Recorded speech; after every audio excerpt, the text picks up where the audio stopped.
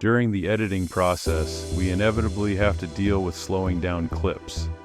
However, if the video is shot at 25 frames, strong slow motion will make the footage look choppy. To smooth the video, DaVinci Resolve provides built-in tools. In the inspector, find Retime and Scaling. Set Retime Process to Optical Flow. Set Motion Estimation to Speed. However, all of this is available only in the paid version of DaVinci Resolve. Also, this process is quite resource intensive.